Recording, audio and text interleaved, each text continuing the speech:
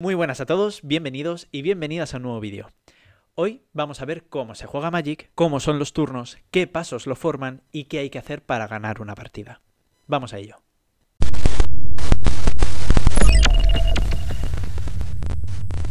Antes de nada, como podéis ver, hay aquí un móvil colgando de un trípode y no sé si estaréis viendo la otra pantalla, no sé si la he puesto, pero quiero grabar la mesa para enseñaros cómo se estructura el campo de batalla. No he podido hacerlo de una forma menos rudimentaria y que no se viese, es lo que hay, es lo que tengo, pero creo que está funcionando bastante bien. Como podéis ver, aquí en el plano de la mesa se ve el trípode, pero obviamente eso en una partida no lo vais a tener, así que imaginaros que vuestro campo de batalla es todo esto, ¿vale? Es toda esta zona de la mesa, pero yo solo voy a usar, pues por problemas de espacio, esta parte.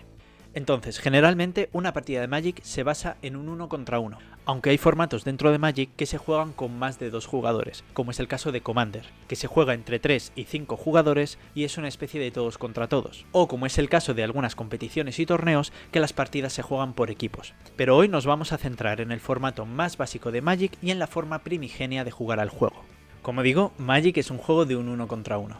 Así que en tu lado de la mesa se formará tu campo de batalla y enfrente de ti estará tu oponente con el suyo propio. Bien, pues el campo de batalla está formado por diferentes áreas en las que vas a colocar tus cartas según de qué tipo sean o lo que les haya ocurrido. A un lado tuyo, ya sea a izquierda o a derecha, colocarás tu mazo de cartas, que durante la partida se le denomina biblioteca. De la biblioteca es de donde vas a robar tus cartas durante la partida.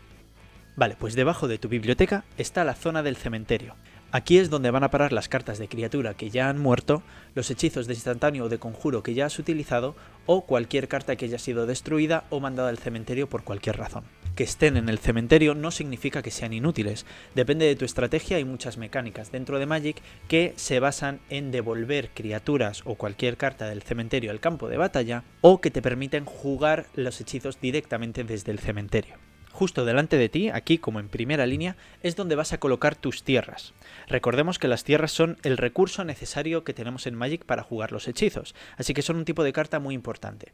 Y puedes tener en el campo de batalla tanta cantidad de tierras como tenga tu mazo. Y por último, encima de tus tierras, tenemos la zona donde vamos a colocar los hechizos, ya sean criaturas, encantamientos, artefactos o planeswalkers. Los instantáneos y los conjuros, aun siendo hechizos, no se colocan en el campo de batalla. Son un tipo de cartas que cuando las juegas hacen un efecto determinado y se pasan directamente al cementerio.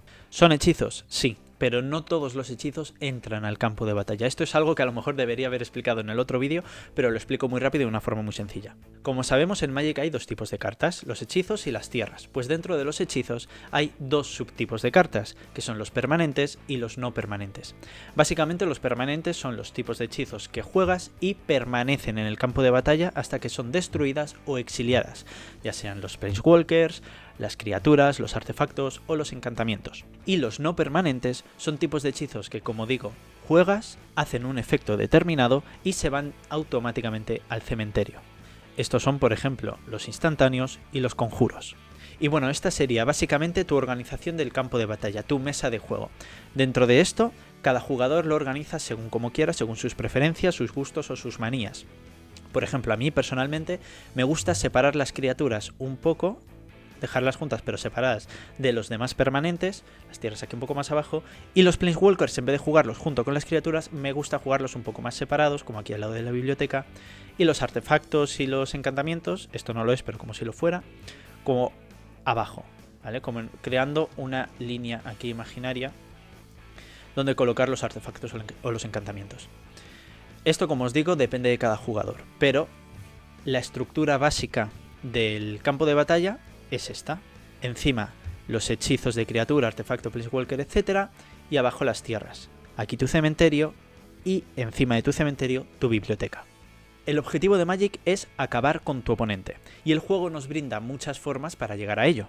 Pero las tres más comunes son reducir a cero su cantidad de vidas, dejarle sin cartas que pueda robar en su biblioteca o consiguiendo que obtenga 10 contadores de veneno.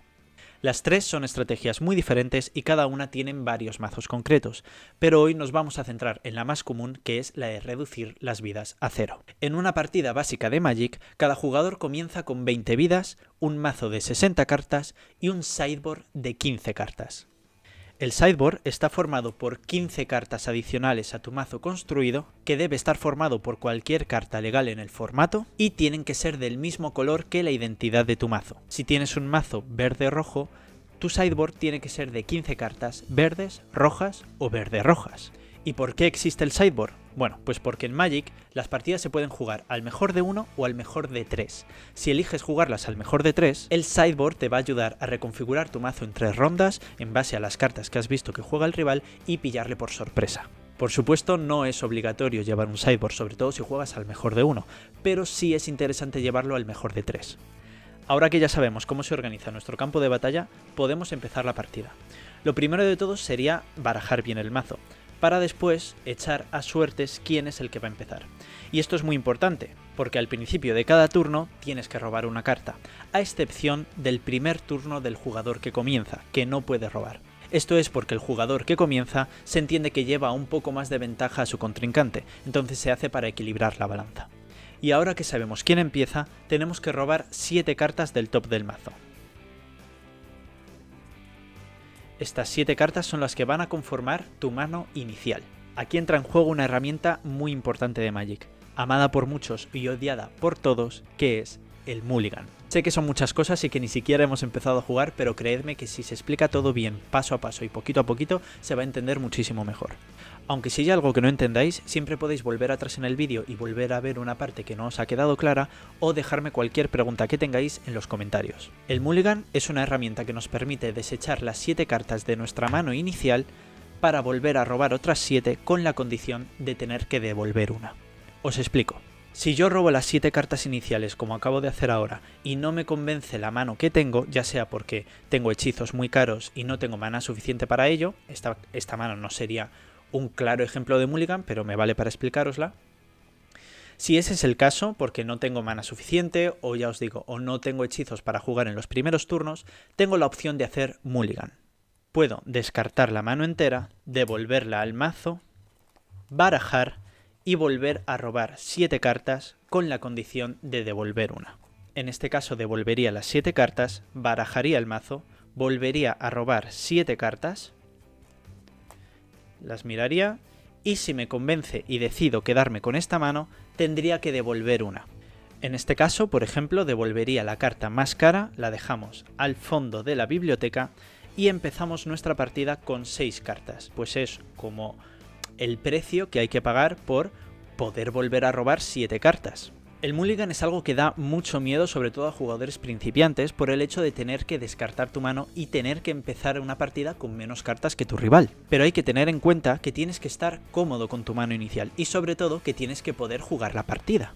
El Mulligan es algo que podemos usar a nuestro favor.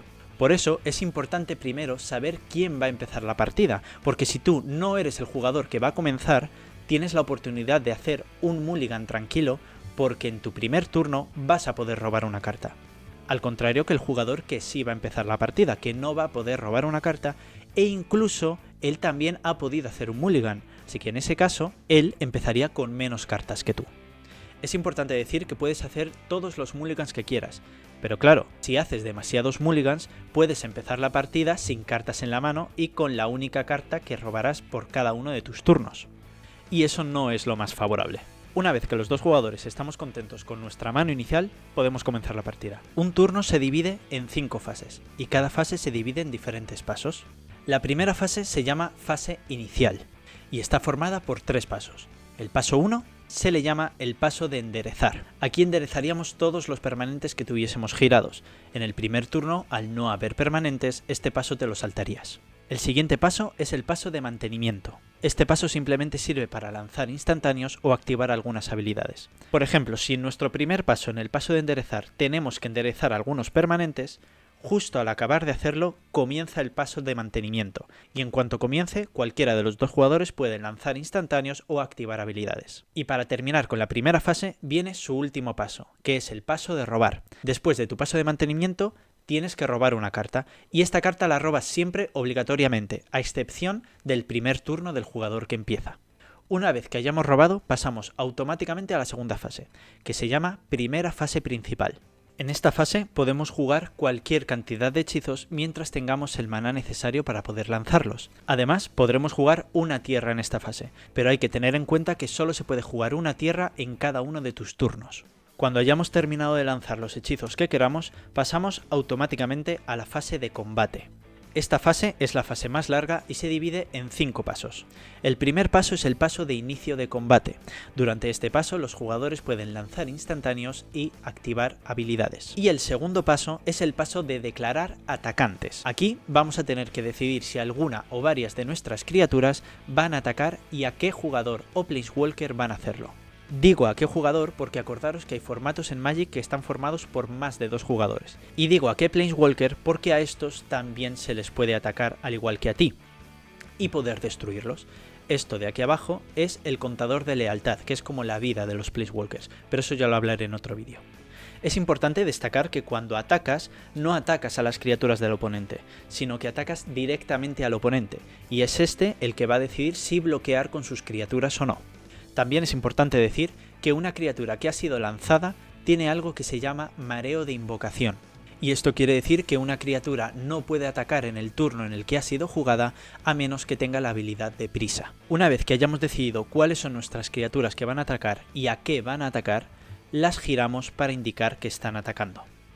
Y esto nos lleva al siguiente paso, que es el paso de declarar bloqueadoras.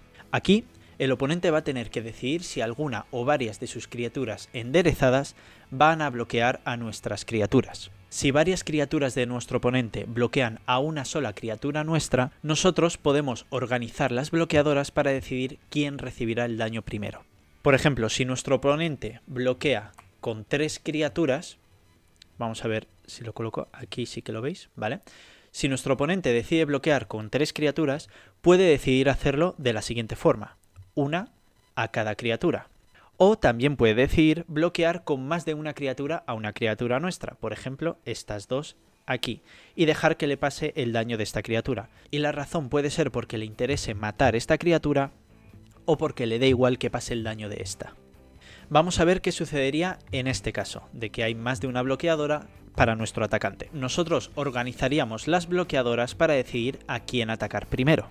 Tras hacer esto, iríamos al cuarto paso, que es el paso de daño de combate. Durante este paso, cada criatura hará daño al jugador o Planeswalker al que está atacando si no fue bloqueada, y a cada criatura a la que bloquea y por la que es bloqueada. Si volvemos, como os digo, al ejemplo que tenemos en mesa, en el que una criatura está siendo bloqueada por 2, el daño que haga la criatura atacante se repartirá por orden de preferencia a las criaturas bloqueadoras. En este caso, estamos atacando con una fauna Moldealégamos, y el oponente nos bloquea con una Faraute Trascendente y una Mística de la Umbra. Nosotros podemos decidir a qué criatura hacerle el daño primero y pasar a combate. Y el combate en Magic funciona de la siguiente forma. Estos números de aquí abajo indican la fuerza y la defensa de la criatura. Por tanto, si decido atacar primero a la Faraute y después a la Mística, el daño se efectuará de la siguiente forma. Primero lucharán la fauna y la Faraute. Como la fauna pega 3 y aguanta 3, y la Faraute pega 1 y aguanta 2, la Faraute moriría, y la fauna se quedaría a 2 de vida y con un punto de ataque sobrante. Tras haber matado a la Faraute, ahora lucharía contra la Mística, que pega 2 y aguanta 2, y al luchar, la fauna moriría y la Mística sobreviviría. Todo el daño de combate que se fuera a hacer durante este turno ocurre al mismo tiempo, a no ser que una criatura tenga la habilidad de dañar primero, que en ese caso se efectuaría su daño primero y después el de todas las demás criaturas. Una vez que se haya resuelto el daño, las criaturas que siguen vivas quedarán heridas hasta el final del turno. Tras esto pasaremos al último paso de esta fase, que es el paso final de combate, y durante este paso los jugadores pueden lanzar instantáneos o activar habilidades. Después de la fase de combate viene la segunda fase principal. Durante esta fase puedes hacer exactamente lo mismo que en la primera fase principal.